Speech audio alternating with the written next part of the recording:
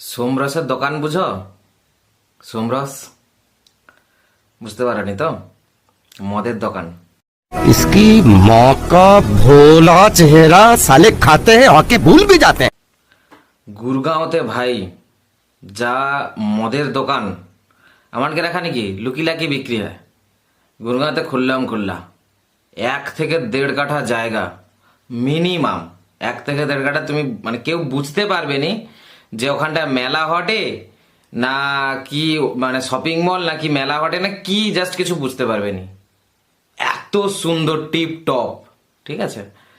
তা ওখানে হচ্ছে মানে কি প্রত্যেকটা ধরো অনেকগুলা গাছ আছে, সেই সমস্ত গাছ আছে। টুনি বাল্ব হয় না, টুনি বাল্ব হচ্ছে জড়ি জাড়ে ঝাগাস টুনি বাল্বে।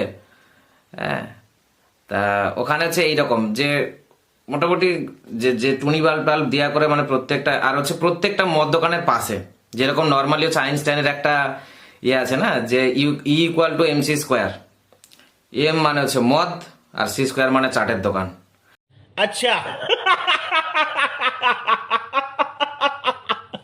বাংলা দেশি দারু তো রইবেই, মানে বিদেশি দারুর, বিদেশি সোমরসের পাশে হচ্ছে দেশি দারুর দোকান, দেশি দারুর ঠিক, আর তার পাশে চাকনার দোকান। মানে মানে হচ্ছে এনার্জি, এনার্জি মদ আর চাটে ভাই এনার্জি। ও ফুলটু দেদার, হ্যাটস অফ গুরগাঁও।